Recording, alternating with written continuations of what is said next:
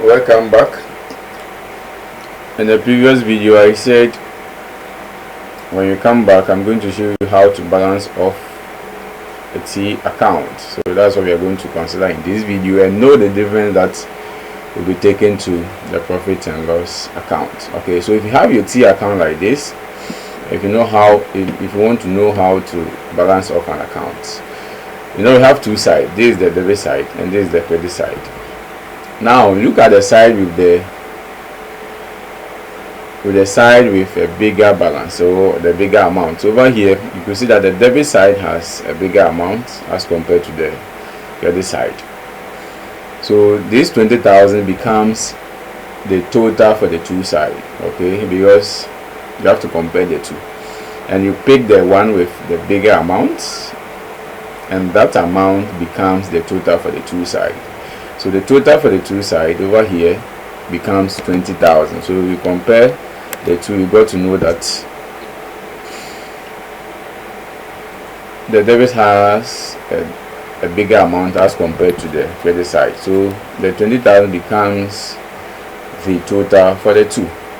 Okay, so you have your line being drawn here. I'm using Excel, but in exams you just draw your two lines. Okay, just draw your two lines with your pen, but me, I'm using an Excel. So you have your two line to indicate that the account has been closed.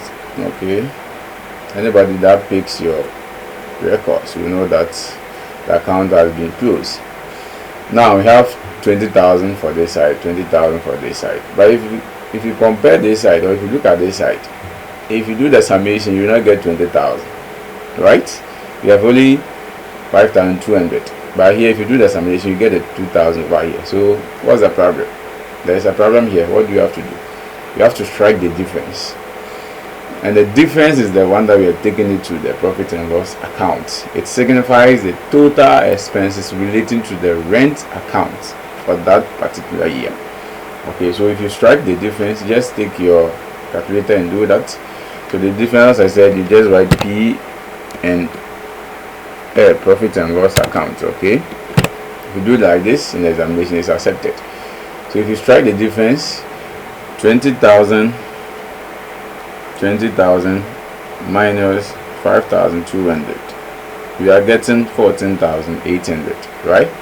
So 14,800 becomes the total expenses for rent for the year 2001. So in examination, this is the difference that you take it to your profit and loss account. If you go and take the whole 20,000, you get it wrong. Some of you, when you are solving past questions, you'll be sitting there, you'll be wondering, how did the examiner come across or come in totality with this profit and loss account? Okay, or you'll be wondering how he got the figure. Okay, how he got the figure from that has been sent to the profit and loss. For you to do that, or for you to get that figure, you just follow these steps and you'll be fine. Okay, so your understanding of the further adjustments, okay, your understanding of the further adjustment to help you appreciate whatever that you'll be learning under trading and profit and loss accounts. Okay, so the difference over here, which is the 14,800, is the actual amount relating to rent expenses for the year 2001, not the 20,000, because the 20,000, 5,200 is relating to the previous accounting year, and per the matching concept, we are not permitted to include an expenses relating to the previous year or the coming year into the current year expenses. Okay, we are not permitted to include anything relating to the previous year or the coming year into the current year profit and loss. Okay, so your profit and loss account only contains items relating to the current year, not the coming year or the previous year.